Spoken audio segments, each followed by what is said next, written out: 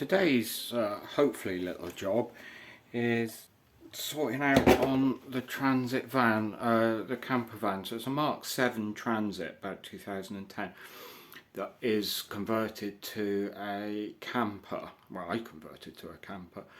I use it for towing the car to track days, but also it's hired out via Go Booney. Some people used it the weekend and mentioned when they got back that they couldn't seem to lock the doors and the horn beeped when they tried doing the lock. It appears to be if the van thinks a door is left ajar, it won't lock any of the doors and it sort of beeps the horn. So I had my mate round yesterday from Andrew's Motors. Hopefully, how do we do this? It'd be a card thing if I remember. Put a card thing up there. And he put the OBD reader thing on there, which confirmed that the rear doors think they're open even when they're clearly shut. So today's job is, I'm hoping, because you can get the whole lock mechanism, which is about 80 quid. So I'm hoping to be able to have a look at the mechanism and see if it's just like a micro switch I can change separately, which obviously would only be a couple of quid if I can do that. So we've got a cup of coffee, and as we're walking on a Ford, we best have a cup of coffee in a Mercedes mug. Hope that doesn't make the van sulk. And we'll go out and start pulling it all apart and see what we can find.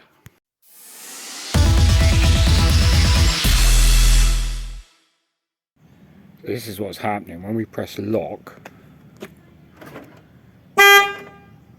Hopefully the video picks it up. You can hear it's kind of trying to lock all the doors. As you can imagine, with a camper van, you don't really want it beeping the horn like that. And most people like to be locked inside when they're asleep at night. I know I do. So I've got to shift it forward a bit and we'll start having a look at this back door and see what we can find. So it looks to me, so we've got the main locking mechanism in there. And I only managed to find one YouTube video that talks about this. He had a similar issue and he changed the whole mechanism in there for this fault, which, like I said on the intro, was about 80 quid. So I'm hoping to get away with saving a few pounds. So the first thing I need to do is, it's obviously not normal for a normal van, is I need to take this panel off, which has a whole load of insulation and that behind. Could use for old Tupperware trays, takeaway trays, as putting all the bits and bobs in that you get when you're, helps to keep everything together.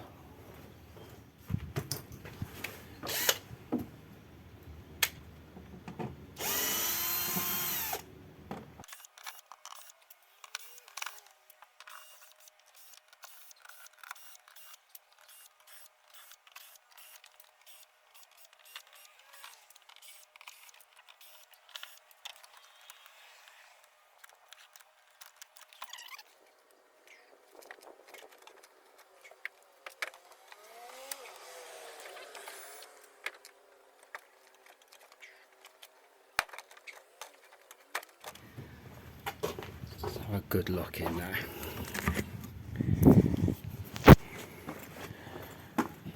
So I was expecting, these obviously hold the lock mechanism in. I was expecting some other bolts around here. I think I'll have to take this off, maybe it all drops out of here. And I thought what I'll do is I'll put the torch on here and see if I can see what looks like a micro switch. Just looks dirty and grubby, doesn't it really? There's nothing that shouts out micro switch to me. Oh, hang on. No, there we are. That is a micro switch. I'll put a pound to a penny on it.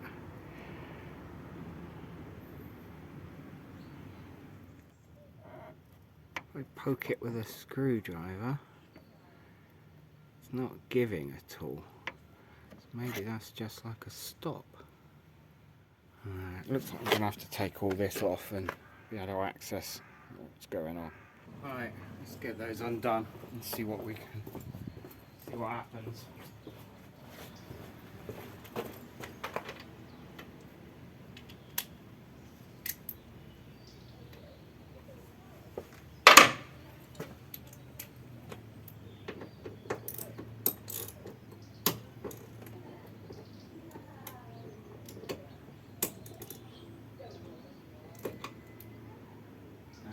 They're not Allen keys. Those are star drives. So I've got another set of these, more like conventional Allen keys. These things, they seem to come in different numbers of points.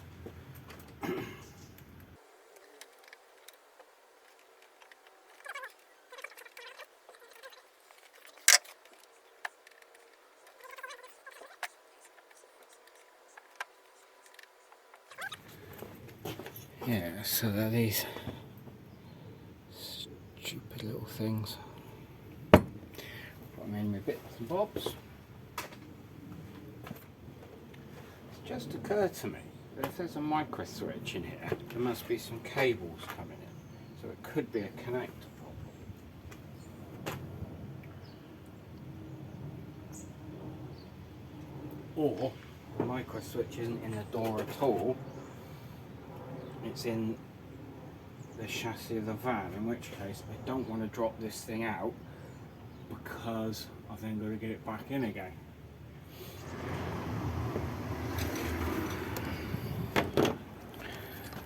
So we do have this coming through, which I've got to admit I thought was to stop the door opening too far, but when I'm looking there now,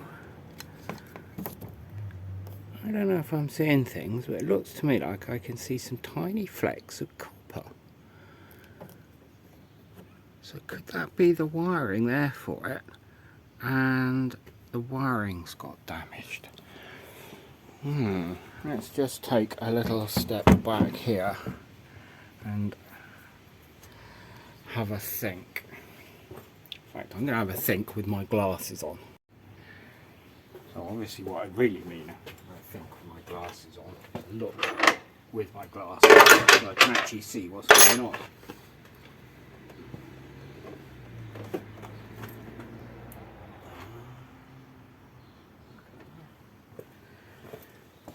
I think we might have just saved ourselves some effort. I opened the door right up. Look at that. We have some wires, and we definitely have some damaged wires. There's definitely a cut wire there, and there's another one that's hanging on by one strand. So I think I will investigate them, because that ain't right, is it? Okay, so I'm going to gently snip this protection stuff off that's around it, and hopefully I can get in and see the wires.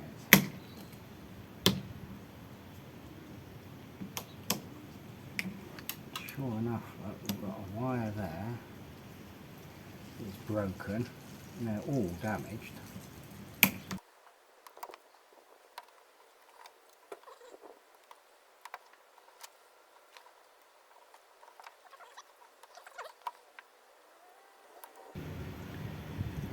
That one, two completely broken ones.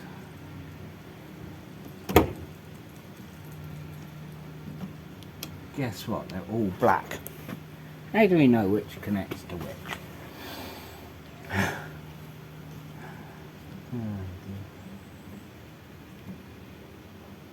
hang on, another broken one. Oh, gee. Oh my god, a right rat's nest of wires here. Oh no, that's not broken. So we've got 4 wires that are all insulation showing.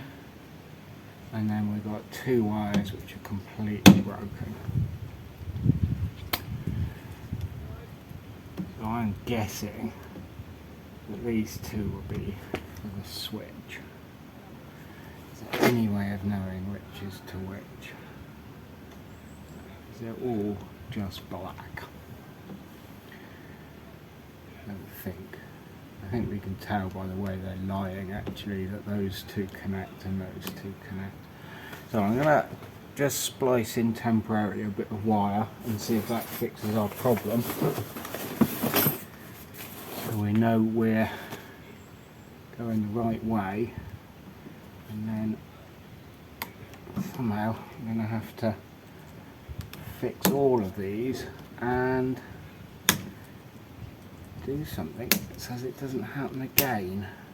I'm just going to strip back about 1 centimetre, or probably not even that, just as I've got enough to connect to. Yeah, so I've got these little test leads which are just croc clip to croc clip, so that's the easier way of doing it.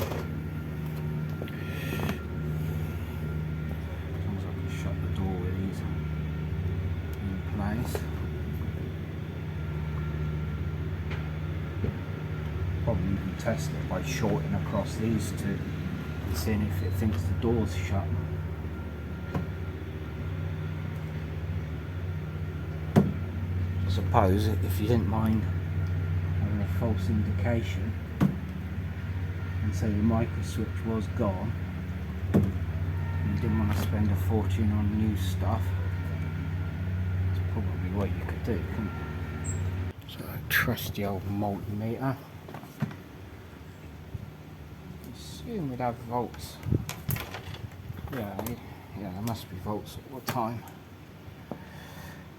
Looks like a good enough earth, doesn't it?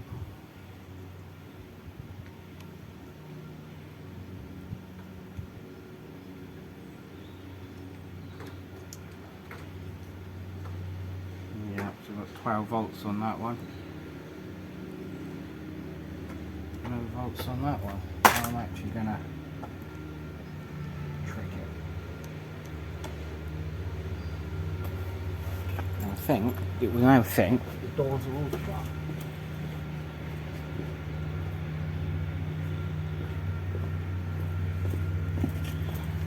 Let's try doing the lock mechanism.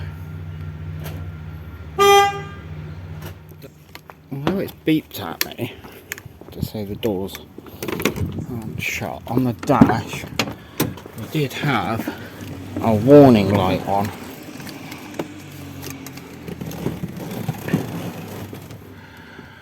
Like so. And when we shut the driver's door now, that goes out. If I remove that wire,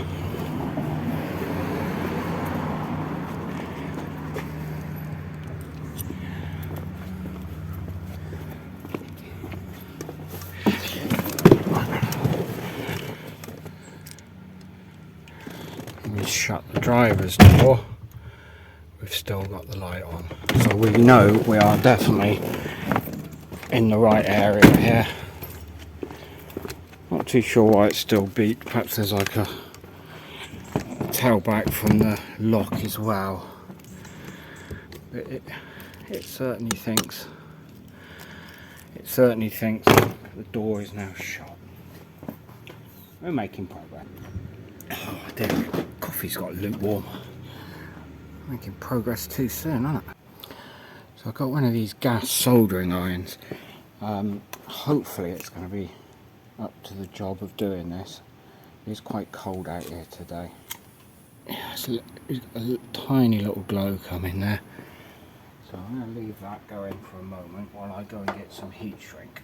I don't mention heat shrink because it's something I use sort of nearly every day when I'm fixing stuff. What it basically is, this tube, but don't be surprised to know that when you heat it up, shrinks down. Comes in all sorts of colours, and also you can get it in adhesively lined. I always buy it with the adhesive, it just stays on better. Simple as that. And it comes in multiple sizes. So it's like 4.8 mil, 9 mil. So what I'm going to need is some pretty small stuff for that. Normally they tell you the shrink ratio as well. So what we're looking for when we solder is 2 bits buttered together like that. We're not looking for huge blobs of solder. It's not like a competition to get as much solder on there as possible. It's definitely a thing where enough is enough. So I have a proper heat gun. It doesn't need a massive amount of heat. A hairdryer will probably do the trick. It shrinks up really quick. So now, well, where are we? There's our 2 what was broken bits of wire. So these 2 bits are soldered. We haven't done anything about the others yet. Shut the door and see what's going to happen. So we'll press the lock button, and we're going to have a beep or not. No beep. Got a locked door. Hey. So far, instead of spending 80 quid on a new lock, which actually wouldn't have fixed the problem, by noticing that thing was all showing bits of copper, it's probably cost me what? Probably not even 50p. We now need to make that a bit more permanent. I've got to press the unlock to get in here. The question is now is how to make that a bit more permanent. What I've purposely done here, the actual wire I've used here is a silicone wire, so it's like really flexible. Just wondering on the best way of doing this, because it's obvious this is meant to be really stiff and push it through the door when you shut the door, but at some point it's got bent, which means that bit there, which could also have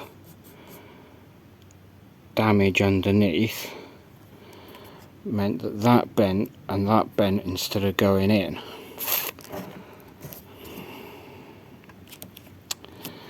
Yeah, just thinking whether I should open that up as well. So anyway, that's the first thing. I'm gonna,